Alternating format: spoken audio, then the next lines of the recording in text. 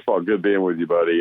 It's the greatest rivalry in college football, and ESPN said it, Sports Illustrated said it, but everybody that's been around great rivalries in college football know how big this one is. And there's some other great rivalries that'll be played this week too. Ohio State and Michigan. I think everybody that is part of the Iron Bowl certainly respects that one, and that one's a big one too. But this one has had probably more national championship implications in it in the last, probably decade. Well, since the millennium started, the national title's been on the line, probably 15 of the 20 years, and that's significant. And so, besides that, 24/7, 365, you got to live with the other guy, and the other guy's got to live with you, and bragging rights is vitally important.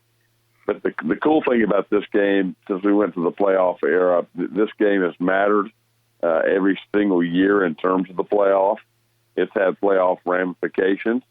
And so in this day and age of college football, this is a game that has a major impact on the national championship today.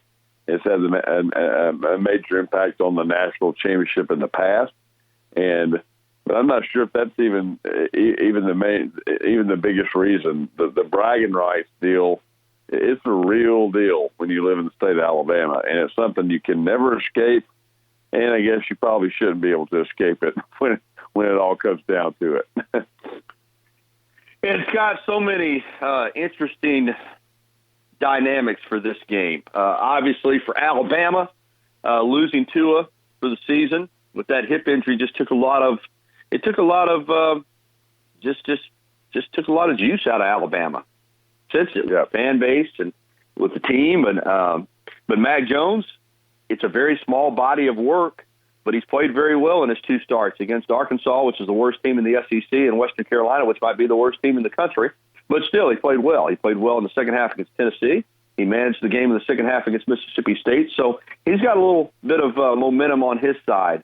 But for Auburn, this is such an interesting game because they've got maybe the best defense they've had in years there, a championship caliber defense. They've already lost 3 SEC games. I think there's pressure on Gus Malzahn here from the Auburn people that they're saying, hey, Alabama doesn't have Tua. Alabama has more injuries maybe than they've ever had coming into an Iron Bowl. You're at home. There's pressure for Auburn to win this game, and it looks like they're pretty much stuck with Gus. It doesn't look like anything's going to happen with him in the offseason. So the way that they feel about their program is going to be based on this one game. If they lose this game and they're 8-4 with that defense, and they lose to Alabama at home with no Tua, and they know they got Gus coming back, there's going to be a really black cloud, big one, hanging over that program. And for Alabama, if you lose this game, you don't have to worry about that Sunday selection show. It's going to matter. You're not in, and you're going to a bowl game that, quite frankly, people aren't going to be excited about. So interesting dynamics in play for both of these teams going into this game. Man, there's a lot that you just mentioned to play for. And, addressing the Tua injury first, it took a lot of juice out of the team. There's no question about it. I don't think I've ever seen an injury to a star football player impact the entire, college football world as Tua's had. I've been overwhelmed by it. I think a lot of people have stepped back and gone, wow. I mean, Tua was a universally respected lightning rod out there for college football, and you can see the respect he's garnered. Very, very few people can dislike, Tua the man, and Tua the football player, Tua the competitor. And it's given Alabama a whole different perspective going into this playoff. And so people go, "Hey, you lose to it, you're not a very good team," and that's just not the case. But you add all the other injuries up into it, all the other quality players. I mean, Gary, we talked about it this summer. We talked about it all summer in the offseason when we're speculating and doing all the prognosticating and all that. We were like, "Hey, who are the two guys you can't lose?" On every team, went through every team, and Alabama was like, hey, can't lose Dylan Moses, can't lose Tua Tagovailoa. Bam. You lose one of them in preseason, the other one in the stretch run, and those were Alabama's two most important players, and they lost them. And so I don't know how many teams out there, if you took the two best players off every team in college football, I don't think many football, any team, I don't care what schedule you're playing, is probably going to be 10-1 today. I don't care what kind of schedule you play. So that's the first thing. Second thing, you talked about Gus's defense and his offense. They've really, they've been in every game they've played, but they've also had a lot of struggles too. And that can be a good thing because you've played tight football games. You understand it. Alabama has scored 35 points in every game, and I think their closest game was, 19 points or something like that. They have dominated every opponent they've played, and it hasn't been easy. Except for the loss to LSU, obviously. Yeah. That's right, with the one loss. But they have dominated everybody. They've had a 4-point loss, but every win they've scored at least 35 and beaten every opponent by 19 points. That is remarkable. But to think with all the injuries, all the things that are going on with this program, I mean, you talk to Alabama fans right now, and a lot of them think they're 7-4 or something, and that's not the case. What Nick Saban's done with this team, and the opportunity to get them back into the playoffs, and Alabama's got the talent, the skill, the depth, and the ability to go to Auburn and win. But this is the first time we've seen this game in a while. Maybe since Alabama went there 2 years ago, there were questions. Hey, can Alabama win at Auburn? I think that's going to motivate both football teams. The fan bases aren't very confident in either one right now going into this ball game for all the circumstances we just talked about. And I think that's going to make it even more fun for everybody on Saturday, Gary. Scott Moore with us from iTalkSEC and the Jay Barker Show, discussing the Iron Bowl in depth. Even though it's just Monday, it's going to dominate all of your talk radio shows, all of your local sportscasts this week.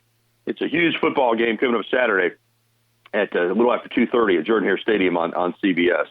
Let's get back to Mac Jones. Scott, I want to get your impressions of what you've seen. Again, I did a show Saturday night, and I was asked, about his performance against Western Carolina and how I thought he'd play against Auburn. And I said it's just hard to gauge because Western Carolina was so completely outmanned that, he looked like I expected him to look against a team of that caliber. But it was good from the standpoint that he built confidence. It was good, I think, that Talia got to play a lot. But as far as Mac Jones is concerned, what have you seen from him?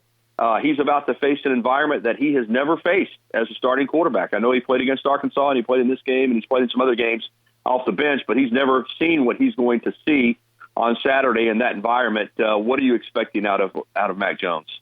Well, I mean, listen, he's been thrust into some difficult spots this year, particularly against Tennessee.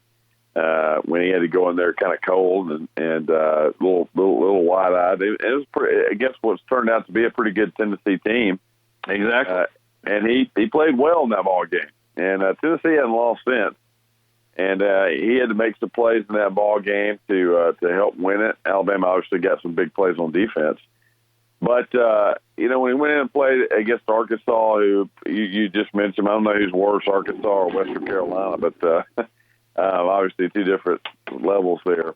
But he's played well when he knew he was going to be the starter, and he's been able to prep, and he's been able to execute the offense. And what he's been able to do is what we know he can do, and that is get the ball to the best collection of talent on offense in college football, because that's what Alabama has still. Alabama's offensive line is dominant. Alabama's wide receiving core is outstanding. And Najee Harris now is playing like everybody thought he could play when he came out of California. And so you got every kind of weapon around you. I don't know if an Alabama team's ever gone to Auburn with this many weapons on offense, even minus Tua. So there's opportunity to execute the offense. You got a week of preparation. Good thing is you've been in the program 3 years. You've been in the quarterback room. You've been in some very hostile environments, knowing you're one snap away from being the starting quarterback. So I think the experience he's had in the latter part of the season here, knowing, hey, I've got to get ready to go, is a big deal. And I think the coaches, particularly Stark, how he calls this game on Saturday, and how you get your playmakers involved, short passes, whatever. Alabama can move the football, but it's the critical decisions in the red zone. It's the critical decisions when you see a coverage you think you're seeing and you're really seeing something else. Kevin Steele's great. giving you bad looks, disguising coverages, sending pressure, all those things. And can Alabama block those two guys up front? Can they block 5, and are they going to be able to block number 3? Those are two disruptors as good as any disruptors we've seen in the country. Auburn's back end's been very, very good. So there's also ways to counter those guys as well, and we'll see what Alabama does to do that. Back with Scott Moore on a Middle Monday here on the Gary Harris Show, discussing the Iron Bowl in depth. Scott, you've already done a pretty good job of laying it out in regards to Mac Jones and what he's done and what he needs to do. Auburn's got a really good defense, probably the best defensive line in the country. But yet people have moved the ball against them at times. It's not like they've just gone out there and shut everybody out. But still, he's going to face a challenge. That offensive line is going to face a challenge. You mentioned the playmakers that Alabama has, and that's the great thing about those guys. Once they catch the ball, it really doesn't matter who was throwing it, whether it was Tua, Mac Jones, or anybody else. They can make plays with it. But I expect Auburn to come after Jones with pressure. They, of course, can generate some of their defensive line, but I do think they'll blitz him some. I think that they will try to take away some of those slants and some of those little quick hitches that Alabama's had success with and force Mac Jones to throw the football down the field. What do you think about the Auburn defensive game plan? Do you think I'm headed in the right direction here, or do you think they might play a lot of soft coverage with a lot of guys back deep the way they did against LSU? I expect them to come after Mac Jones. What do you think? Well, they're going to pressure him. That's what you have to do. I mean, we always hear what's the thing you got to do to stop an offense to make the quarterback uncomfortable. So, got to confuse him. You got to show him looks they hadn't seen all year, and they're going to do that. They're going to break down the film and watch what he's done, not necessarily what Tua's done or any of that, because it's going to be a different look. So you focus on what Mac Jones has done when he's in the game as a quarterback, and that's how you defend him. Now let me say this: if Auburn wants to come man up on Alabama's receivers, then Alabama's receivers have won those battles all year long. And the individual battles are what you got to pay attention to here. You don't have Tua, but you still have wide receivers that can do one thing better than anybody else in the league, and that's get separation. And Florida's receivers got separation against Auburn. LSU's receivers got separation against Auburn. Georgia's had trouble doing that. Georgia's a whole different kind of offense, but the receivers that got separation against Auburn this year gave them a lot of trouble. So Kyle Trask, who is I'm not sure he's as talented as Mac Jones, played very, very well against Auburn. I believe it was his first start.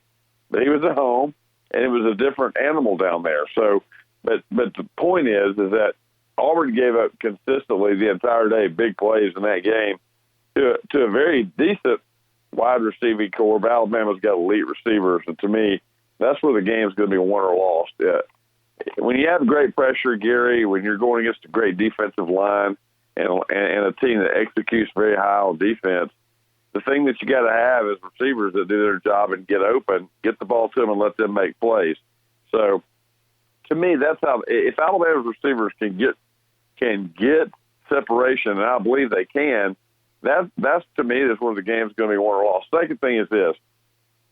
Clyde Edwards-Helaire ran very well against Auburn. He's ran well against everybody all year. Florida, Michael Pirine ran the ball very, very good. He had a big, long run of the ball game, but he ran the ball well. Everybody that's given trouble or trouble to Auburn this year have ran the football against them consistently for 60 minutes. Alabama has the ability to do that. They're going to have to run the ball, Gary. I mean, Auburn knows that too. So if you can run the ball, it's going to set up the pass and all that. And then when you get your separation at wide receiver, that's where you got to execute. Got to hit open guys, can't throw picks, got to be able to read the right coverages, but also your receivers and the running game in this ball game are vital. Those things have got to happen on Saturday for Alabama to win. On the flip side, Auburn's offense has been pretty pedestrian most of the season with the freshman quarterback, Bo Nix. Of course, they had a big game against Sanford, as you would expect, but they've been average on that side of the ball. Alabama's defense at times has looked average. Of course, a lot of it, as far as Alabama's concerned, is going to have direct relation to who comes back this week off of injury, can play, and Nick Saban will update us at noon on that today. But what do you see from that matchup, Alabama's defense versus Auburn's offense? Well, it's interesting. Auburn, when you look at them, they're actually ahead of Texas A&M, Florida, and Georgia in total offense. And if people look at the stats and don't think about that, most people probably consider Auburn middle of the road in the offense. That's not the case. They're averaging 427 yards a game, which is not bad. 427 yards a game throughout the season, Gary, should get you 9-10 wins. It really should when you have the kind of defense that Auburn has. So key thing for them has always been their rushing offense. They're not doing what they normally do, which is lead the SEC. Ole Miss and Mississippi State are ahead of them. Auburn's getting about 213 yards on the ground. That's not good enough in Gus Malzahn's offense. I think Alabama, which stopped Mississippi State a couple of weeks back, really held them way below their average in terms of running the football. Alabama needs to focus on stopping the run. For Auburn, Bo Nix has tended to, kind of lock on one receiver. He's done that, pretty much all year long. Steph Williams is the guy that Alabama's got to stop. And listen, Auburn's got some very good players. Eli Stova's good. He's a speedy guy. He's still trying to get back to 100%. Will Hastings is kind of a possession guy for them.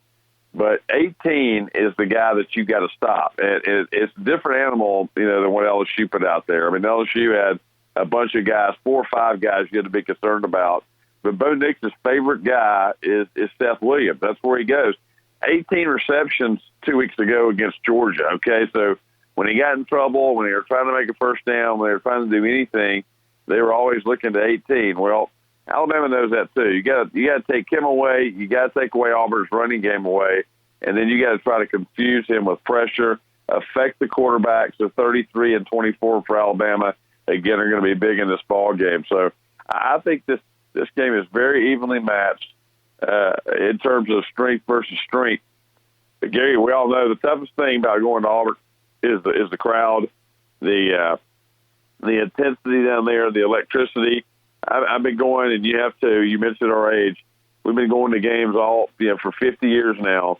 I think for an Alabama team, the toughest place to win anywhere in college football is going to Auburn. It's the toughest environment Alabama plays in every 2 years.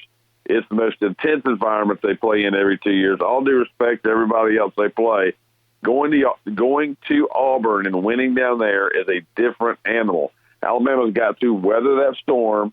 They don't need to play tight. They need to let it all hang out Saturday, try to play loose, because I think Alabama's gone there in the last decade. Gary, quite frankly, they've gone there to try and not lose the game, and they haven't been very aggressive at all.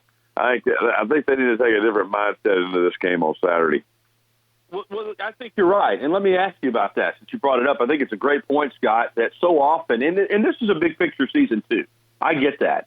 But more times than not, Alabama plays Auburn with the SEC championship game on the line or have already clinched a spot in the SEC championship game, meaning if they beat Auburn, or some cases even if they don't, they know they got to play the next week. And you do have to factor that in. If you've got, LSU plays A&M this week, but they know they got to turn around and play Georgia for the SEC championship the next week. So you want to play well, but you don't want to put all your eggs in one basket because you got to turn around and play an even bigger game the next week. For Alabama, that's not the case this year. They go into the Iron Bowl, Scott, knowing that regardless of what happens, there's no game the next Saturday. And they've got time to get healed up and ready for a bowl game or a college football playoff, whichever it may be in front of them. So I'm with you. I think this is, and I expect Nick Saban to do one of his finest coaching jobs because there's nothing to hold back here. There's no worrying about another game the next Saturday. You put it all in this game. You let it all hang out. You tell guys, lay it on the line, man. If we got to drag you off that field, you got plenty of time to heal up. I think that's a rare opportunity for Alabama because usually they're expecting to play the next Saturday. Not the case this year. So go in there, like you said, and just give it all you got. Yep. You look at it, every year, 2009 had Florida the next week. And I really believe in 2009, Alabama was looking ahead to play in Florida. It wasn't Auburn. Look what happened. One possession game late.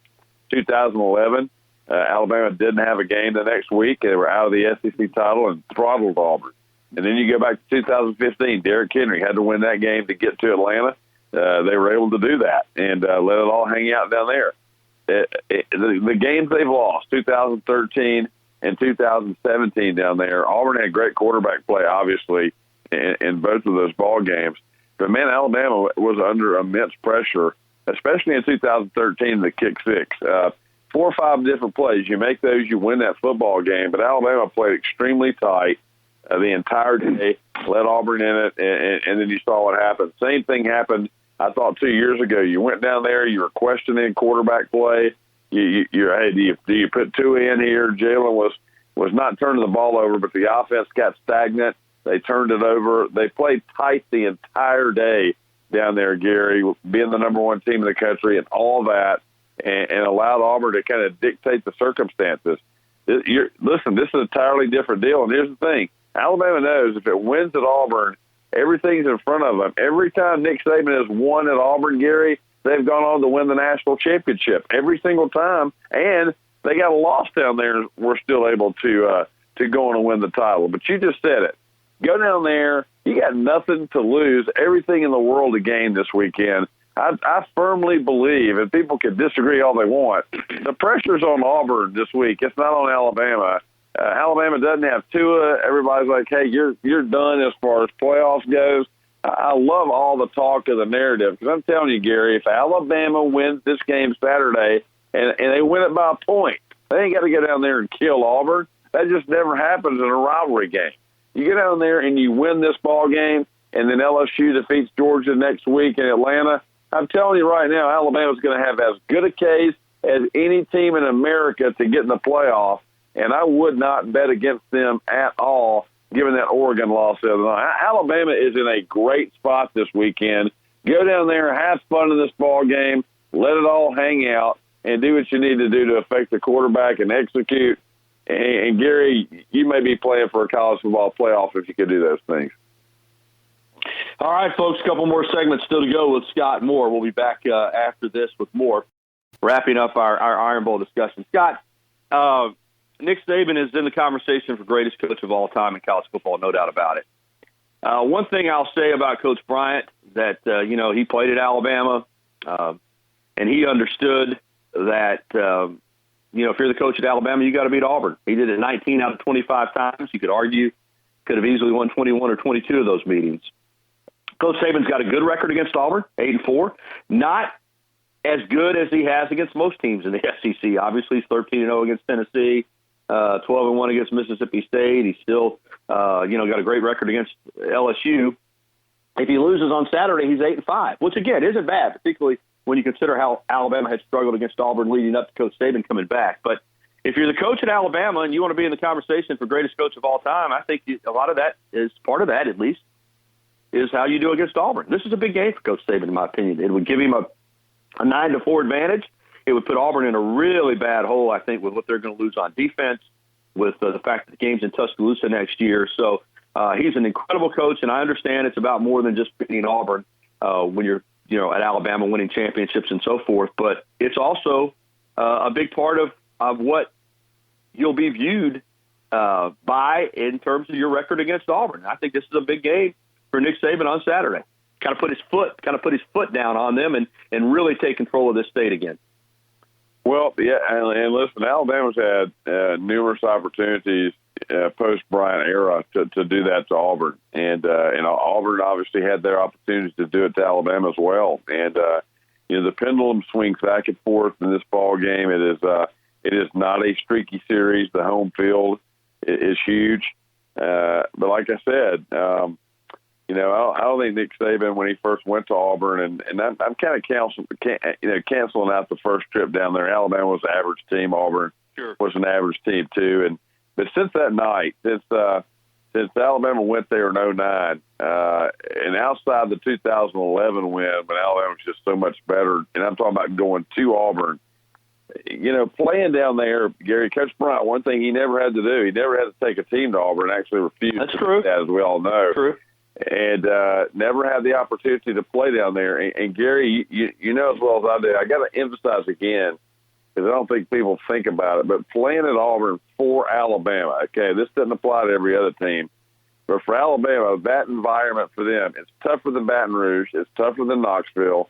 It's tougher than a bowl game. It's tougher than a game you play on the road every now and then against a big opponent, which doesn't happen that often, but it's going to be happening in the next decade when you go to Texas and Wisconsin and Notre Dame, a place like that. Alabama going to Auburn, it's the toughest road game Alabama plays every 2 years, without question. You've been in that environment, I've been in that environment countless times. It is a different animal when you're Alabama and you're going across the state to Auburn. It is the most difficult environment for a college football team to have to play in, and it's not even close. I mean, Gary, what we're talking about, you and I have 50 years experience in our lives as fans and then as journalists and knowing what a difficult, hostile environment is. I cannot even quantify just how hostile Auburn is when you're a player or a coach going into and even a fan going down there to win. It is everything for Auburn to beat Alabama. Auburn judges itself by what it does on Saturday. Okay, Alabama judges itself by, do you get to a playoff, do you win a national title? And Alabama doesn't have measuring sticks, okay? Measuring sticks for Alabama are championships. Auburn's measuring stick is, how do you do against Alabama? And that is an absolute fact. And because of that, that is why it is so freaking hard to go get a win down there. So, yeah, Nick Saban's had 4 or 5 opportunities in the last couple of years to get way up in this rivalry. A play here and a play there, it's cost them a chance to do that. So you got to go down there and you got to reestablish yourself in that stadium as the dominant program, not only in the state of Alabama, but the dominant program in college football too. You got to go down there and do it. It's much easier said than done. But Gary, I'll tell you, man, it is a tough place to play. It's electric. It's crazy. You talk about hostility. Hostility is defined by having to go down to Jordan-Hare Stadium if you're Alabama. All right, Scott, we're going to come back in the next segment, and we're going to talk about some of these other teams and scenarios and so forth. But we did have a couple questions for you. First of all, Corey wanted to know about the weather and its potential impact. I think, Scott, it's just too early. I know the forecast right now is calling for the possibility of some rain on Saturday, but 6 days out. And my answer to that, anyways, both teams got to play in it, right? Regardless of what the conditions are, they're going to be the same for both teams. Well, I think in favor of Alabama because Alabama's got, I think right now, a better running game. I think they've got better athletes on offense, and I think they got more experience. And Bo Nix, I think with his accuracy issues throwing the football, a bad field would hurt them a little bit. So, but you're right. Look, the environment down there and all that will probably cancel out the weather. It is too early until we probably really aren't going to know what the weather's going to be till Thursday. I just looked at it a minute ago. So it's a 20% chance of rain on Saturday. That can go up. It can go down. Who knows? But it is too early right now to figure out how weather's going to be affected in this game or not. And the other question we had was from Chuck, and I think this was on the Jay Barker show. He said he heard you referencing that your dad had a car dealership when you were growing up in the Bessemer area, and he wanted me just to ask you the name of it. Actually, it wasn't a car dealership; it was a boat dealership. Okay, and the boat dealership was Moore Marine. Okay, he said dealership. He didn't say car dealership. I put that in there. He just said dealership. So Moore Marine, they're in the Bessemer area, huh? Yeah, Moore Marine. It was one of the biggest bass boat dealerships in the South, and Coach Bryant, all the coaches, Coach all of them bought boats for my dad in the 60s and 70s, and so it was right across the street from the Bright Star. And we all know about Jimmy passing away last week. I talked about that a lot this week. So, but I'm very, very, very happy and proud to have grown up in that area. But yeah, that was kind of connection to all that way back in the 60s and 70s.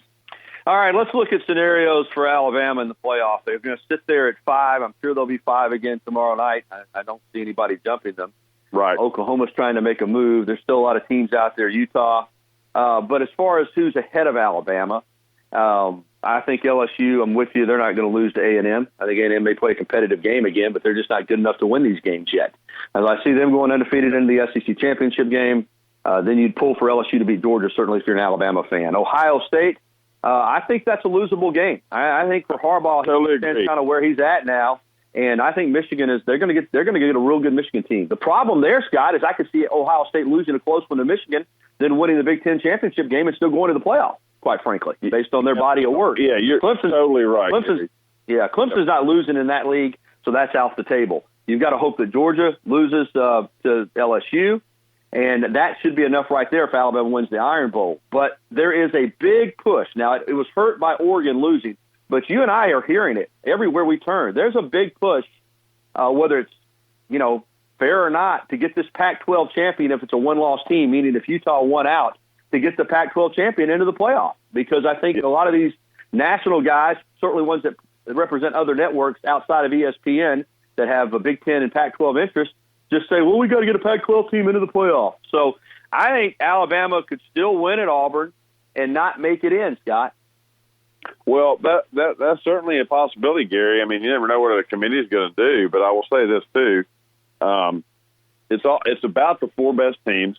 That's what it's always been about. And if Alabama goes to Auburn and win, and you're going to say right there, okay, yeah, they're one of the four best. Absolutely. Yeah, Ohio State was one of the four best teams last year, but Notre Dame went undefeated, and Ohio State had an awful loss, to Purdue that kept them from. And here's the thing. I hear all the narratives about put the Pac-12 in. Let's put this in perspective. The Big Ten hadn't been in this thing in 3 years. I mean, the Big Ten, okay? So they haven't even scored a point in the playoffs since 2015. I mean, that's crazy. I think they go back maybe 16, but shut out in 16, didn't make it in 17 or 18. So, they and the Big Ten is a heck of a lot better than the Pac-12 every year, and they're better this year. So if you're pinning their hopes, if the Pac-12 are pinning their hopes on Utah, good luck with that on Championship Saturday, and good luck with that on the narrative when they all get together in a room in Grapevine, Texas, and meet. And Gary, Utah is not going to win an argument against a 11-1 Alabama. It is not going to happen. They only lost to the number one team in the country. They're not winning that argument. Now, people can speculate about that all they want, but if LSU beats Georgia, and I think they will, I think they're a better football team. If LSU beats Georgia and Alabama wins at Auburn, it's going to be very difficult for that committee to keep Alabama out of the playoffs. With the TV numbers, with the fan base travel, all those factors are going to come into consideration. People can say that won't. That committee's going to discuss every bit of that. Alabama's got to win Saturday for any of this to happen.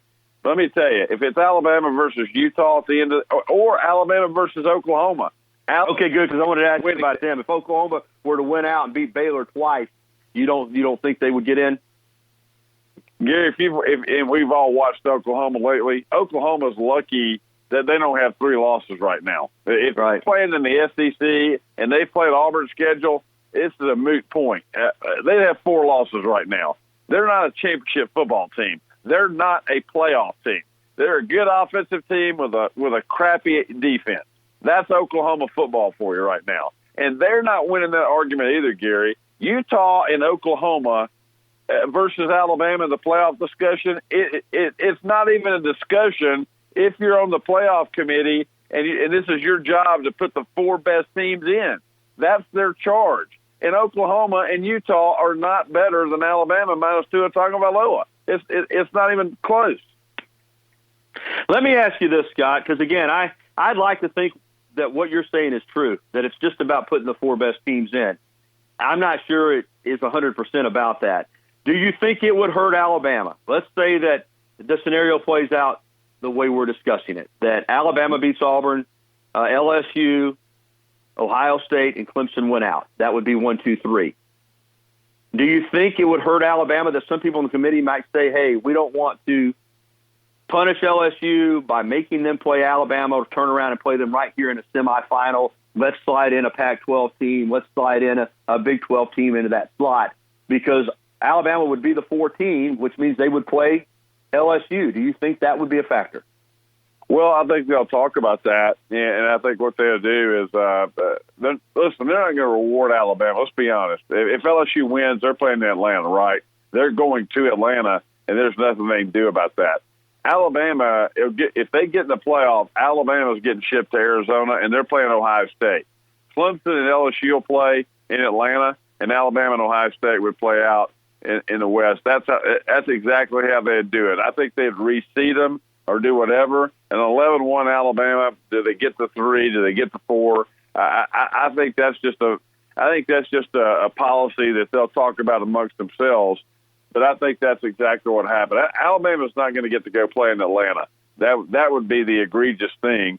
Is LSU's earned the right to go to Atlanta in the Peach Bowl as the SEC champ and as the highest rated team, and they don't have to go all the way out to the Fiesta Bowl. So I think that would be the discussion, not, hey, who's going to play who or what, but, hey, do we send Alabama out to Atlanta or do you send Alabama out there to play Ohio State? And look, that's not the best scenario in the world for Alabama fans, but if Alabama's one of the 4 best teams, they're getting in this thing.